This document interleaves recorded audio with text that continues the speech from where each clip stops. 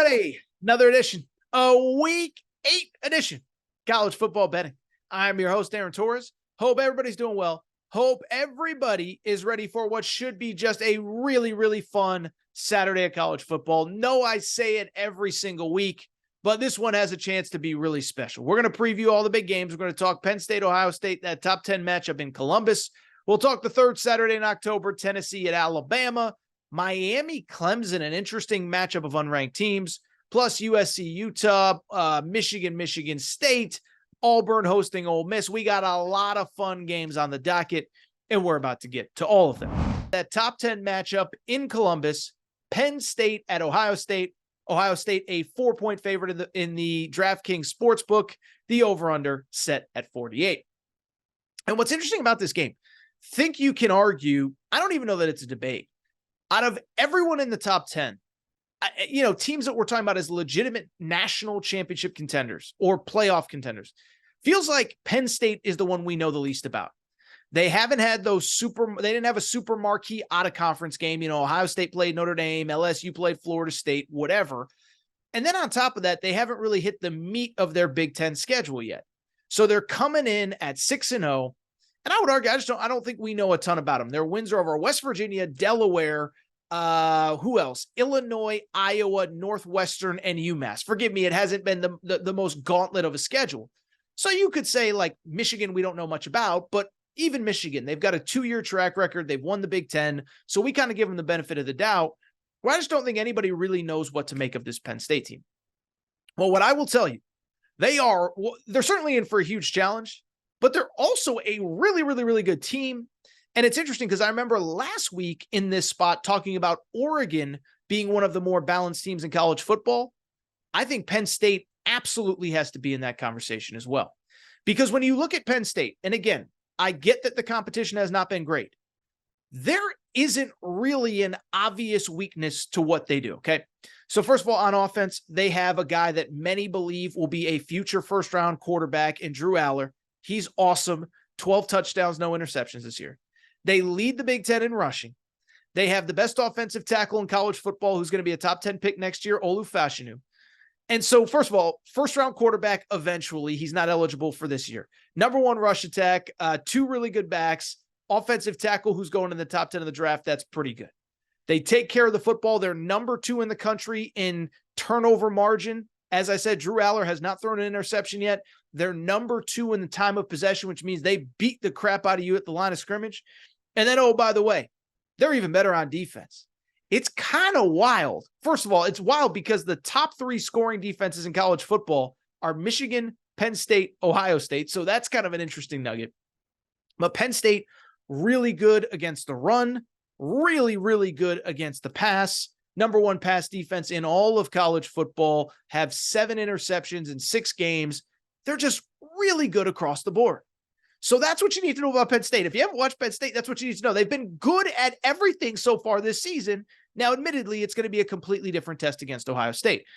From the Ohio State perspective, considering that really only, I would argue, that Notre Dame game was a super marquee game, feels like we kind of know who they are, right? But we kind of know that offense isn't quite as good as it's been in years past, but the defense is the best that it's been. And I'll defend Ryan Day, right? I've been a very critical, a vocal critic of Ryan Day. But at the end of the day, when I look at what he said a few weeks ago with Lou Holtz, didn't love him going after Lou Holtz. But I think the narrative that Ohio State's soft, that was maybe true 2, 3, 4 years ago. It ain't true this year. They are tough. They are physical. They are really good on defense. Now, the big story for Ohio State coming in, and this is really important, they are really beat up, like abnormally beat up coming into this game. So last week against Purdue, and I get they're playing Purdue. They think, we want to rest guys to get ready for Penn State. But here are among the players who did not play against Purdue. Their best running back, their leading rusher, Travion Henderson, did not play. Their third leading rusher, Mayan Williams, did not play. Their second leading wide receiver, Emeka Egbuka, did not play.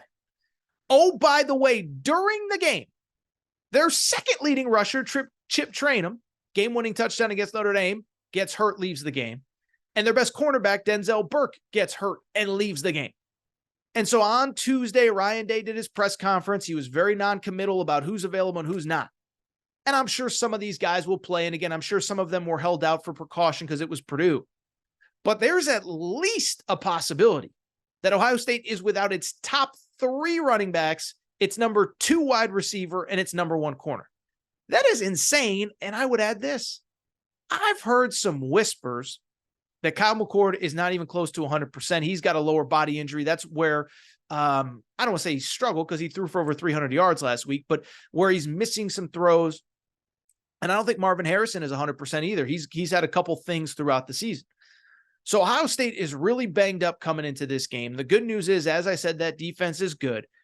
And I think ultimately, if Ohio State is to win this game, I think it ultimately comes down to that defense. Now, if you remember last year, Penn State actually had the lead going into the 4th quarter in Happy Valley, and it was the defense that took over. I believe, if my memory is correct, 3 turnovers forced in the 4th quarter. That was the game that JT Tuimoloau, the defensive lineman, who's himself a top 15, top 20 pick, maybe even higher. Maybe that's insulting. Maybe he's top 10 pick. That was his breakout game. Multiple forced fumbles, a pick 6, or he had an interception. I don't remember if it was pick 6. Point being, this was a breakout game for Ohio State's defense last year. And bluntly, if Ohio State is going to win this game, that is to me how it's going to have to be done. I don't think you're moving the ball up and down the field on this Penn State defense. But at the same time, this Penn State offense does have some questions, most notably at quarterback. Drew Aller, great recruit, great talent, but he certainly hasn't faced the type of talent on defense that he is going to face from Ohio State. And again, ultimately, can you get pressure on him? Can you make him uncomfortable? Can you make him make mistakes? At the end of the day, though, it's time to make a pick, and I'm just going to be blunt. I like Penn State to go into Columbus, and I like Penn State to win this game outright. And let me explain why. It's really a few things. One, I just think Penn State is really good. Now, remember, by the way, I picked Penn State to make the college football playoff. My college football playoff 4 before the season was Michigan as the Big Ten champion, Alabama as the SEC champ, Florida State as the ACC champ, and then Penn State as an at-large. We'll see if it holds up, but I have liked Penn State. I have believed in Penn State. And an important note in this game, I think for the first time, maybe in a decade, you can legitimately argue Penn State has as much talent as Ohio State. Not a knock on Ohio State, not a knock on Ryan Day, not trying to tear down Ryan Day. But at the same time, James Franklin's been very vocal about this. They have built a roster to compete with Ohio State. He saw the speed and the athleticism of this team about 3, 4, 5 years ago. And he said, we got to do something comparable to that. By the way, it's why they've struggled with Michigan, because Michigan's just run the ball right at you and beat you up at the line of scrimmage. Neither here nor there. We'll preview Penn State, Michigan when the time comes. But when I look at this game, Penn State, I think they probably have more dudes going into this game. Remember, we talked about this in August. Bruce Feldman's Freaks list came out. Boy, by the way, busy day for Bruce Feldman on today's show, right? We just talked about him with the Jimbo Fisher report. But then also on top of that, Bruce Feldman does the Freaks list every year, the freakiest players in college football. Penn State set a record this year for the number of guys on that list. I think they had 5 or 6.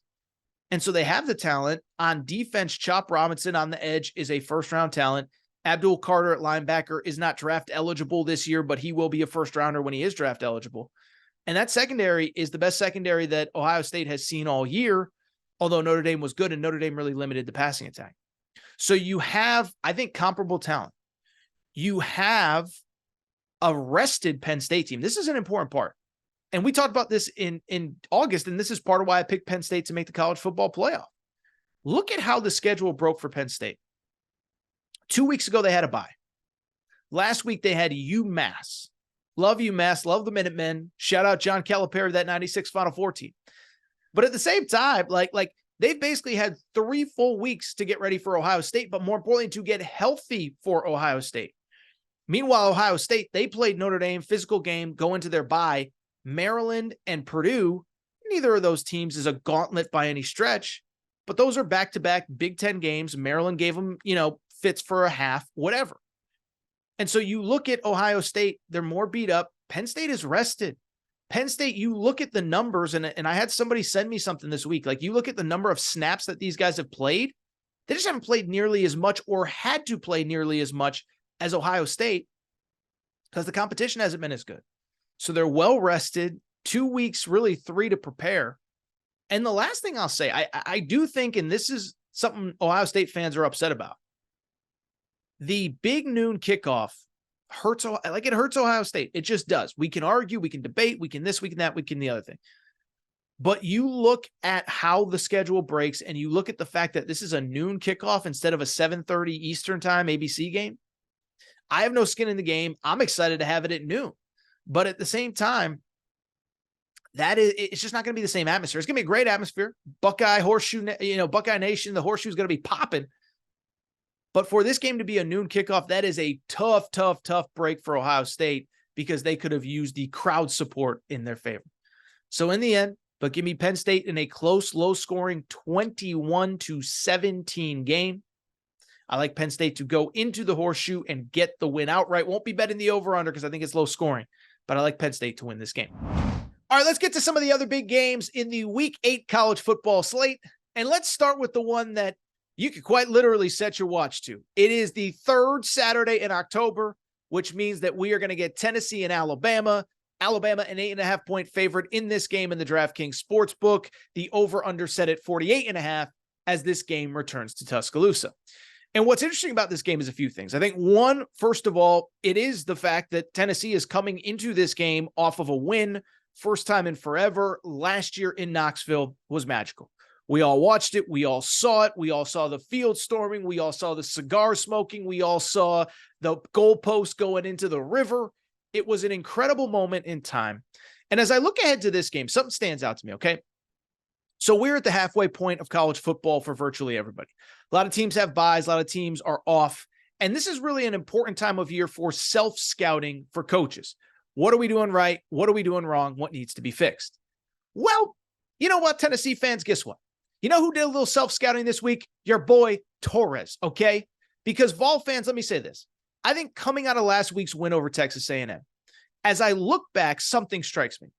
I think I was way too negative from the Texas A&M perspective, and I don't think I gave Tennessee enough credit for going out and getting that win.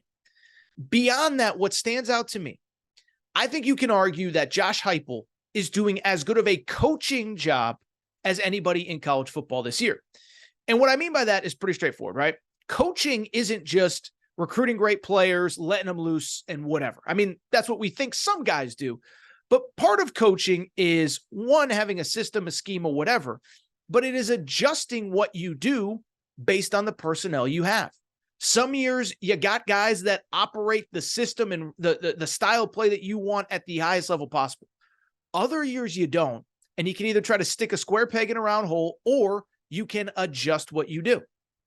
And so I bring it up with Josh Heupel because I think if Josh Heupel had his way, he would love to just have had the next Hendon Hooker available to him, and they just plug in the next guy. And oh, by the way, the offense doesn't miss a beat. Throw the ball all over the field, super high tempo, whatever.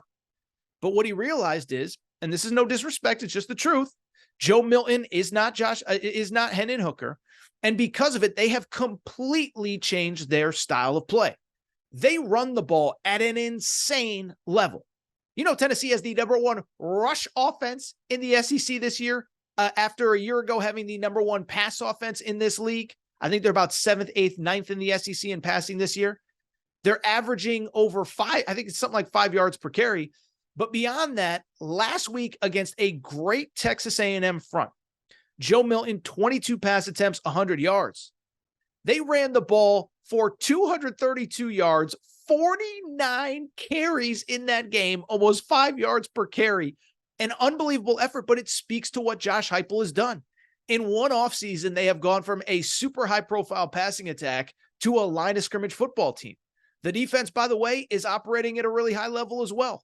Statistically, they're very similar to this Alabama defense, which I think is phenomenal, but the one that we've all in the national media been raving about. Tennessee statistically matches up very nicely. Beyond that, and I think this is important in this game, because Nick Saban has talked about their inability to protect the passer. Well, guess what Tennessee does about as well as anybody? They get to the quarterback. James Pierce, Tyler Barron, with a combined, I think it's 11 sacks this season as a team. They are third in the SEC in sacks. So again, credit to Josh Heupel. Get after the quarterback, run the football, play defense. This is not Hendon Hooker's Tennessee Volunteers. Now, in terms of the Alabama perspective in this game, a couple things. One, I think everybody wants to make last week against Arkansas a really big thing. It's no disrespect to Arkansas, but I don't see it that way, okay? Alabama's coming off an emotional win against A&M 2 weeks ago. They're at home, 11 a.m. local time kickoff. By the way, you have your rivalry game against Tennessee next week, a team that you lost to last year. Then you have a week off. Then you have your rivalry game against LSU, a team that you also lost to a year ago. And so I bring it up because I don't want to make excuses for Bama, but Arkansas is a team that has played everybody tough this year. Remember, Arkansas has 5 losses. They're 2-5. 4 of them are by a touchdown or less. Arkansas has lost to LSU by 3 at home. 3 on the road, Alabama by 3 on the road. Ole Miss by 7 on the road. So yes, they've already played Ole Miss, LSU, and Bama on the road. And then also BYU at home by a touchdown in a game where they had a million penalties. Point I'm trying to make, Arkansas plays hard. And so I'm not sure that I'm totally sold that last week, a close game, that it means all that much. At this point, we know who Alabama is. Much like Tennessee, they have had to adjust on the fly because I think the style of play that they're playing this year, not sold that in a perfect world, this is how Nick Saban would play, but it's who they've become. They run the ball reasonably well, and they just play lights out defense, okay? Play lights out defense, get after you, get after the quarterback. Dallas Turner is playing at an All-American level. And then, oh, by the way, you hope that Joe Milton can hit a deep ball here or there for the big play. Now, in terms of this game, what I would just say, and as far as a prediction is concerned, I don't think that I'm breaking any news here that, like most people who cover this sport, if I was going to make an actual bet on this game, to me, the under is the play here. 48.5 is the over-under. And I think it's for all the reasons we've talked about. Tennessee, they don't like thing that stood out about that game against Texas A&M last week. They want to run the football, and they do not want to put too much on Joe Milton's shoulders. Again, Joe Milton, 100 yards passing a week ago. That is an insane stat when you really think about it. So they're not going to want to pass the ball much. Same with Alabama. And Alabama, to me, feels like they have bought into this identity that we're tough, we're physical, we're old school Bama, we're going to beat you up, we're unafraid of you. And that is what the results have dictated. They play close, they play low scoring, they don't beat themselves these last couple weeks, and this is how they're going to have to win games. Look at their SEC results from throughout the season. Ole Miss, 24-10, okay? Close game, low scoring, relied on the defense. By the way, take out Mississippi State because Mississippi State's defense is terrible. But 24-10 against Ole Miss, 26-23 or 26-20 against Texas A&M, and then last week 24-21 against Arkansas. Again, if I was betting, I would take the under. That feels like the right side to me. If I have to make an official pick, I'll say 21-17 Alabama wins. Being at home matters. Having the chip on your shoulder from last year matters. And really what this game comes down to, does either quarterback make a mistake? Feels like both coaches are going to play things close to the vest, but let's give credit to Tennessee. After that Florida loss, I think everybody kind of gave up on that team and that program. All of a sudden, they're sitting here at 5-1 going into this game, ranked in the top 20. I know that doesn't make Tennessee fans feel great if you don't win this game, but I think Josh Heupel deserves a lot of credit for what he has done this year. And it's interesting because there's a couple more top 25 matchups that we got to get to, certainly some big ones. But there is a game in name brand recognition only that I think is worth discussing and having a conversation about, and that is the unranked matchup between Clemson and Miami at Hard Rock Stadium Sunday night, 8 p.m. Eastern, ACC Network. So first of all, that's all you need to know. ESPN ABC had the option of Duke at Florida State, Clemson at Miami. ABC takes Duke, Florida State. Clemson at Miami's on the ACC Network. Clemson, a 3-point favorite. The over-under in this one, 48.5, just like Bama, Tennessee, we just talked about a minute ago. Now, in terms of this game, listen, I think the thing that's kind of overshadowing this matchup, it is Dabo Swinney's comments earlier in this week. And I know everybody's moved on, and I know that he has kind of run them back a little bit or pulled back on them a little bit. But I do think they're worth noting here because I do think it speaks to the psyche of Clemson and where this program is at coming into this game. For those who did not see the comments, I'm assuming most people who care enough to listen to a show like this probably have. But Dabo was kind of asked about the state of the fan base. Clemson's coming off a bye and really didn't have some very nice things to say about the fan base. This is what he said. He said, "We're at a point in our time And I hate that, where people, if you don't go undefeated, you're losers. You're terrible. And it's just such a terrible mindset. And honestly, maybe we need to lose a few games and lighten up the bandwagon. Sometimes the bandwagon gets a little too full. So one, I'll just be blunt. Listen, I'm not going to do the whole thing, crush Dabo. He's the worst human in the world. That's not what I'm going to do. But what I do think is, one, I don't love calling out your fans because I know that, boosters and TV contracts, they help pay the bills. But fans are the backbone of any great program. And the reason that you make $8, $9, $10, $11 million a year, Dabo, to coach football is because those fans love Clemson football. They love what you've done for them, and they love the standard that you've set, and they want to stay on top of the sport. And so that's what stands out to me is like, I don't love going after the fans, but to me, the other thing that stands out is this Dabo's way of kind of lowering expectations, lowering the bar on his program. Because I remember back in the day when Dabo knew he had the best team, when he knew he had Trevor Lawrence and he knew he had all those guys, he wouldn't say stuff like this. It would be the exact opposite. Remember that year going into the playoff 2020 COVID season? He's like, yeah, I don't think Ohio State should even be in there. They can't compete with us. They only played 6 games this year. Now they ended up losing that game, but it doesn't change the fact that Dabo, when he has the dudes, when he's got the alphas, he's got the confidence and he's not afraid to share it. And so him saying stuff like this, it leads me to believe that he knows in his heart of hearts, this team ain't built the way that I thought it was. And this team is going to have its hands full on Saturday. And I think that's exactly how I feel going into this game. By the way, it is worth noting, and I want to be fair, Dabo did pull back those comments a little bit. He said 98.5% of my fans are awesome, but it's the 1.5% that, are driving people crazy. But again, if you're 8-0 and you're destroying everybody like you were a few years ago, I don't know that you'd be acting this way. And so I bring it up because looking at this game, Clemson's going to have their hands full. By the way, this open as a 3.5 point, Clemson is a 3.5 point favorite. They're down to 3 points. But when I look at this game beyond that, a couple things stand out. One, Clemson, and it speaks to what Dabo said a minute ago. They're struggling to move the football right now, especially through the air. This Garrett Riley offense, it was supposed to click. It was supposed to move the ball. It was supposed to this. It was supposed to that. You know that Cade Klubnik right now is averaging like 6.5 yards per completion? That's like half of what Jaden Daniels and LSU are doing. I think LSU is like 11.5 yards per completion.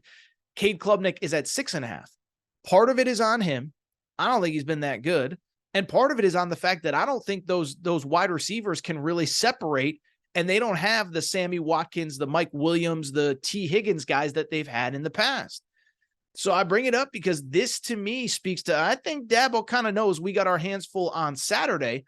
It is worth noting, by the way, I think this is an important stat as well as far as this Clemson offense. Now they're running the ball very effectively, but Cade Klubnik, people would push back. Oh, you're being too tough. 11 touchdowns, 4 interceptions on his part. Of those 11 touchdowns, 7 came against either Florida Atlantic or Charleston Southern. So it's not like they're throwing the ball all over the field against everybody. They threw the ball all over the field against inferior competition. In their 3 ACC games so far, 4, I guess it would be, they have only thrown 4 touchdown passes. And the last time we saw them, it was 17-12, a final score against a Wake Forest team that is currently, as I'm recording here, 0-3 in the ACC and 3-3 overall. So this team is not the vintage Clemson teams of the past. Defense is still really good, especially against the run.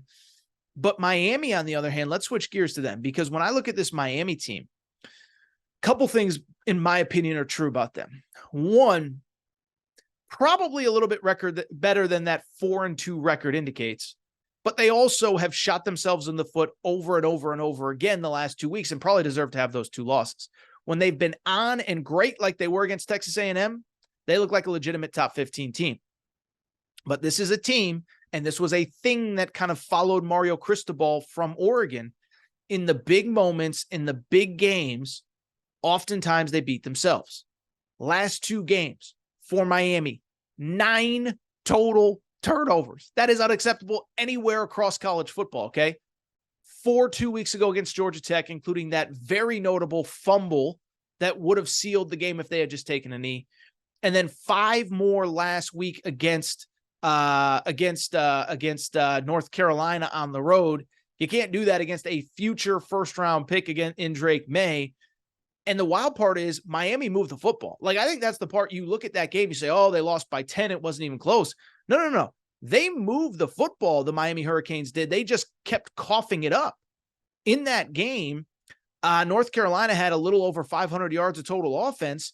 Miami, on the other hand, had 482 yards of total offense, including 391 through the air. So that's the good news, is they are moving the football. They are effective. They need to take care of the football. Like I said, I think I said 5 turnovers last week. It was 4 last week, 5 the week before, but 9 in 2 games is simply too many. And so when I look at this game, I don't trust the Clemson offense. I don't trust the Miami offense to not turn the ball over. So it feels like a stay away to me. If I had to take a side, probably similar to Alabama, Tennessee, I would probably actually take the under in this one, simply because it's a game where I think I do trust the defenses, relatively speaking. Miami, very good against the run, top 10 run defense in college football. I think that's important because remember, Clemson don't pass the ball well, as I just said. They do run the ball relatively effectively. I think they would lean on the run if they can. I think they're going to have as much trouble as any game all season running the ball. This is the best run defense that Clemson has seen. Yes, I include Florida State. Yes, I include Duke. Pass defense is pretty good for Miami as well.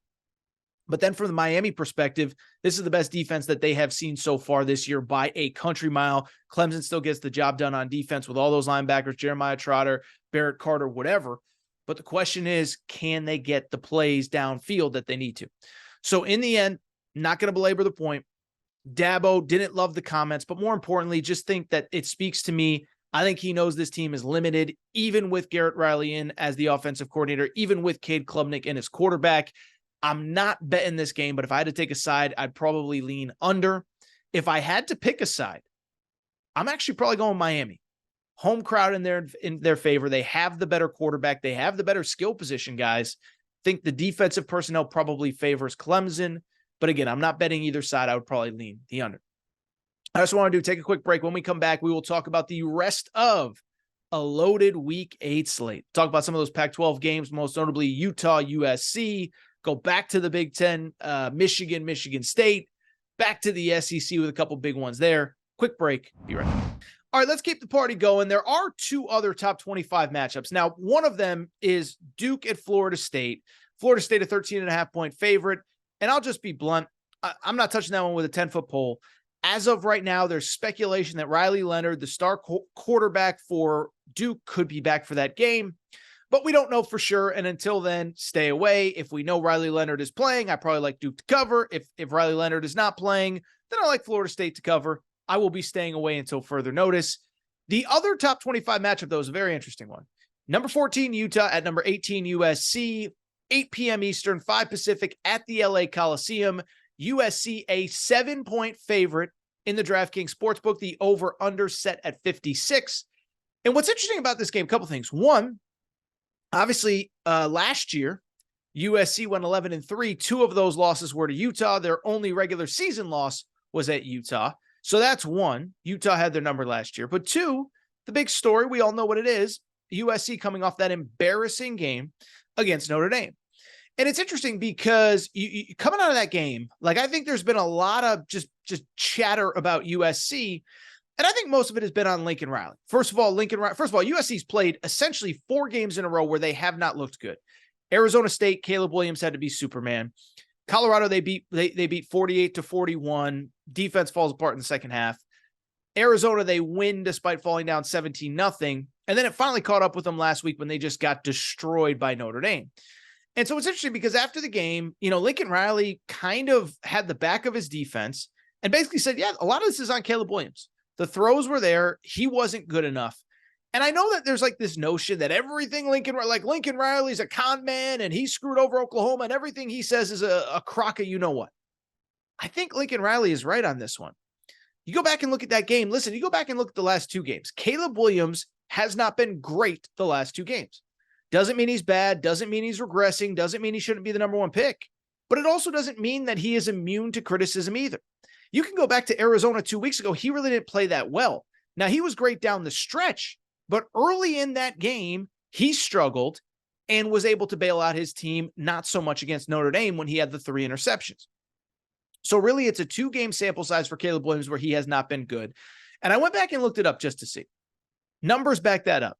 The last 2 games, 37 of 62, 59% completion percentage. This for a guy that's completing well over 70% of his passes on the season.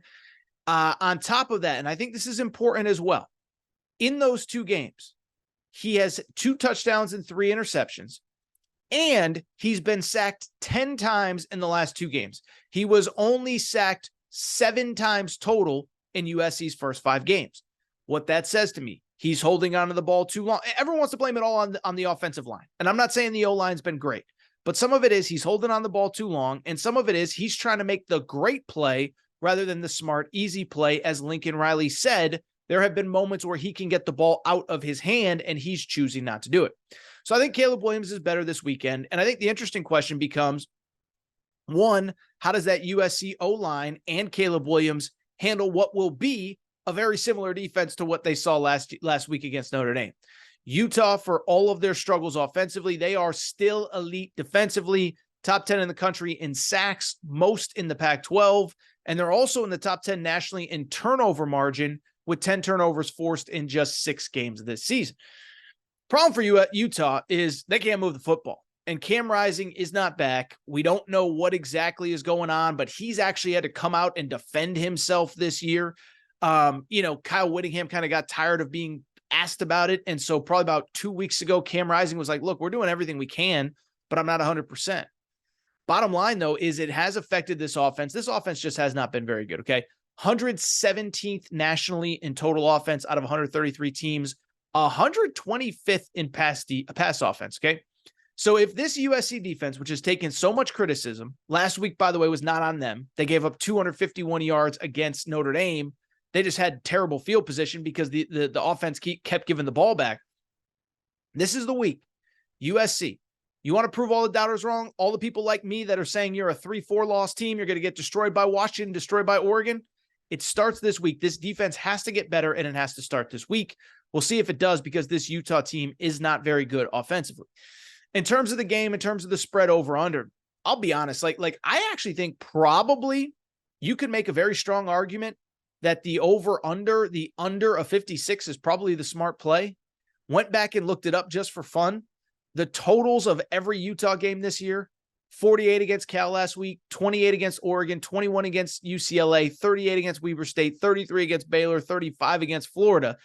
So this game, you would have to have a touchdown more than any game Utah has scored all year. But at the same time, I do think because of the Caleb Williams factor, probably will stay away from the under, although I do think it's a little bit more low scoring. Instead, I do like USC to win. Listen, I don't think they're a perfect team. I think they're a 3-loss team, and I think Lincoln Riley is going to face some real heat as he enters the offseason, right? Because remember, by the way, they don't play the final week of the regular season. So their season's going to be done. Caleb Williams is going to declare for the draft, and then leading into the bowl game, they're going to have some real questions about the future of that program. Same time, I don't think this is the week where they get exposed. I expect USC to win. I expect USC to cover. I think it's something in the neighborhood of like 35-21, which ironically would be right on the number of 56. But instead, I will take USC to win and cover. I think back at home, I think they bounce back. Let's keep it going. Let's go to the SEC really quick. Very interesting matchup on the Plains. Ole Miss at Auburn. Ole Miss is a 6.5-point favorite on the road. The over-under set at 55 in this game. Obviously, like so many games in college football, a lot of juicy storylines here. Most notably, there are people on the Plains that will tell you that Lane Kiffin had an offer from Auburn this time last year. There are people that tell you Lane Kiffin accepted that offer, or that he was pretty darn close. Now, my sourcing says it really never got that close. He wanted to use Auburn to leverage Ole Miss, whatever the case may be. The bottom line is there was a lot of flirtation there. And then just overall, this has been a very interesting matchup, and one that historically has actually really favored Auburn. Lane Kiffin brought this up at his press conference on Monday of this week. It kind of blew my mind. These teams haven't played every year in the history of college football, but they've played every year since 1990, and they've played, there was about an 8-year gap where they didn't play. But do you know, Lane Kiffin brought this up, Ole Miss, which beat Auburn last year, they have not beaten Auburn in back-to-back seasons since 1951 and 1952. That's one of those college football stats that just feels made up, but it is 100% accurate. I looked it up, unless Wikipedia is lying to me. Wikipedia has never lied to anybody. This is a matchup that has been dominated by Auburn, but it's also a matchup that when Ole Miss wins, it's generally when they're ranked and Auburn is unranked, which is what's going on coming into this game. One thing I'll say about Auburn, well, really a couple things. We've talked about it on this show. I've mentioned it in all my written work. Hugh Freeze is brutally honest when it comes to his team. And you can kind of tell sometimes in the lead up to a game that he doesn't feel very good about how his team matches up. Said it against Texas A&M. He's like, we just don't have the dudes up front. Said it against LSU. He said it's the best receiving core, best offensive personnel I have seen personally while I've been in this league. Wasn't here for the Joe Burrow years, but when I've been in this league, this is the best offensive personnel I've seen. I bring it up because this week, it felt like there was a little bit of a quiet confidence to him. Not like, oh, we're going to go and dominate. But I think he feels like they match up better, especially, by the way, at home. I think the key for them will obviously be find that balance that they had a few weeks ago against Georgia. Georgia, they lost the game, but they were able to move the ball on the ground. They were able to get creative with how they used Peyton Thorne. They used a little bit of Robbie Ashford. There's talk this week that Robbie Ashford, the backup quarterback, will get more significant snaps. I think you need to just to keep everybody on their toes. If you're Auburn, you're looking at a situation where as we enter this week, the Auburn Tigers are, of course, struggling in the SEC, which is not that big of a surprise, but you're sitting at 3-3 overall after 6 games. You've lost your first 3 SEC games. You need to get some kind of positive momentum going into the back half of the year. And I think at home, this is a big one for them. Now, the thing I will say about Auburn, even though they're 3-3, 0-3 in the SEC, they have faced probably the toughest part of their schedule outside of Alabama. At LSU, Georgia at home, at Texas A&M when Texas A&M was full strength. Can't say that you have not been challenged. Whereas Ole Miss, they've largely done their work at home. They lose to Alabama early in SEC play. Then from there, beat LSU, beat Arkansas at home coming off of a bye. But remember, those 2 wins were by a touchdown apiece, 55-49 against LSU, and then I think it was 28-21, something like that against Arkansas. So to me, I look at this Ole Miss team. Not a knock on Lane Kiffin. This is just reality. I think they've been good. I don't think they've been great in a season where they enter this game at 5-1 overall. Again, two wins at home by a touchdown. LSU, Arkansas. Had to really rally to put away Tulane. It was a 1-score game going into the fourth quarter, and Georgia Tech was close into the third. Middle of third, I think it was like 17-3, and Ole Miss ended up winning by 30. So on the road in a night game at Auburn, I actually like Auburn to cover this game. Now, are they going to win outright? I don't know, but I like that 6.5. I think this feels like a 28-24 type game. Ole Miss, are they going to be able to move the ball on the road the way that they have at home? Close, low scoring. Give me Auburn to cover in this game. A couple other SEC games, South Carolina at Missouri. Big story, this one. How about our boy Shane Beamer? He pulled the old, the liar, liar. Have you ever seen Liar, Liar? When Jim Carrey's trying to get out of the trial and he just starts beating himself up in the bathroom. That was kind of Shane Beamer, just kicking walls and breaking feet and whatever. Missouri is 7-point favorite at home. The over-under set at 60. Listen, I think we kind of know about both these teams. Missouri's really good. Like Missouri, everyone wants to bash Eli Drinkwitz and what's his deal and da-da-da-da. He's kind of a nerd, whatever. They got themselves a very good football team. Brady Cook, to me, I think has really been one of the breakout stars all of college football this year.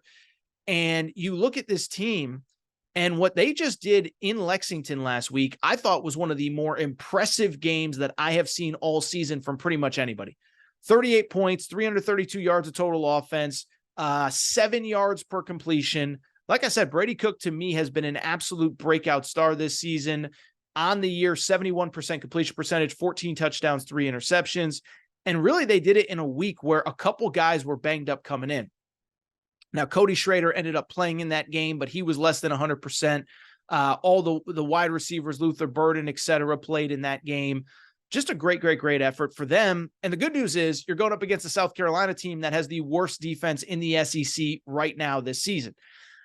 From the South Carolina perspective, listen, we kind of joked about Shane Beamer, but at the same time, What stands out to me about them, they have been able to move the football through the air. And I give Spencer Rattler a ton of credit because this is a guy that's taken a lot of arrows in terms of kind of being a punching bag on a national scale. This guy is a warrior for this South Carolina team. And bluntly, he's like the only thing really going that's positive for them. 73% completion percentage, 11 touchdowns. Even in their losses, he's been really good. Last week against Florida, threw for 4 touchdowns, 1 interception, 3 touchdowns earlier in the year against Mississippi State. So I look at this game. Missouri does not have a very good pass defense. Missouri's going to win, but I do think the over feels right to me. South Carolina, again, the worst defense in the SEC. Missouri, the worst 73rd ranked pass defense in college football. Give me the over. I think Missouri wins somewhere in the neighborhood of like 37-30, 37-31, but the over feels like the right spot to me. Keep it going. A couple other games before we get out of here. One, Michigan at Michigan State. Michigan, a 24-point favorite in this game. And I'll tell you, I went against my own rule last week and I regret it. My rule all year since the Nebraska game about 3 weeks ago, I said blindly bet Michigan. They are not only winning, they are destroying everybody. Last week, Michigan was a 33.5-point favorite against Indiana. I did not bet it and I regret it.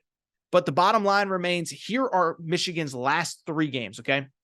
They were a 17-point favorite at Nebraska, won by 35. They were a 19-point favorite at Minnesota, won by 42. They were a 33.5-point favorite last week, won by 42. And I think they win by more than the 24 here. I know they're on the road. I know it's a night game. I know it's a rivalry game. At the same time, remember, last time they went to Michigan State, they lost. That was that classic game, first year that Harbaugh really had kind of righted the ship. But Mel Tucker beat them. Everybody thought, oh, the rivalry, little brothers become big brother.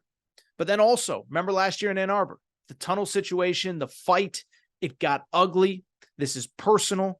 And I think Michigan really, especially on the road, really kind of likes giving it to people and kind of just not just winning, but doing the thing where you beat somebody so bad that their fans are out of the stadium by the end of the third quarter. I think Michigan gets a thrill out of that. I'm going to say 42-3 is the final score. I think Michigan wins and covers. And then some other games, listen, I mentioned Duke, Florida State. I'll definitely be staying away from that one. Washington State at Oregon, I think is an interesting one. Washington State coming off just an embarrassing performance against Arizona. Credit to Arizona, by the way, 44-6 was the final score there. Oregon coming off that emotional loss. My hunch tells me Washington State will keep it close, but I will not be betting it. How about this? Wisconsin at Illinois, over/under set at 42. Wisconsin without Tanner Mordecai, stay away from me. Texas off their bye is at Houston, 23.5-point favorite. Definitely a stay away. Central Florida going to Oklahoma.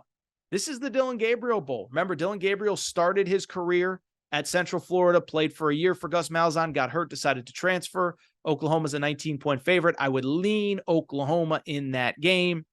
Mississippi State, Arkansas, did not talk about. I like Arkansas to win by 6. The spread is 6, excuse me. I think Arkansas wins and covers. I said it earlier with the Alabama stuff. Arkansas has been close. 3-point loss at Alabama, 3-point loss at LSU, touchdown loss at Ole Miss. First game in 5 weeks that they are back home. Think they get the win and cover. And then a late night game that I think is worth keeping an eye on.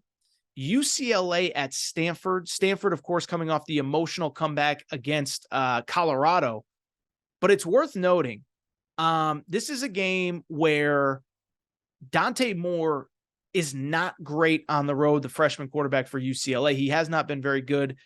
Getting 17 points for Stanford at home feels like a lot. I would probably lean Stanford there. And I think that's it. I'm trying to look if there's anything else I've missed. I think we pretty much covered everything. And I do think it's time to get out of here. First of all, thank you as always for your support. If you're not subscribed to the College Football Betting Pod, please make sure to do so. Numbers, by the way, have been awesome on this show. So thank you for your support. Apple, Spotify, Amazon Music, Google Music. If you're not subscribed to the YouTube channel, College Football Betting with Aaron Torres, really would appreciate your support there. Also, Aaron Torres Pod, make sure you're following there, subscribed, all that good stuff. That is all for our Week 8 preview. Thank you guys and girls for your support. Again, cannot thank you enough for everything you do for this show and for Aaron Torres Media. Be back next week to preview a loaded week 9. Of course, the cocktail party will be next week. How about this? Is next week the final Saturday of October? I think it is. That's kind of crazy. See everybody next week. Enjoy week 8. I will be back soon.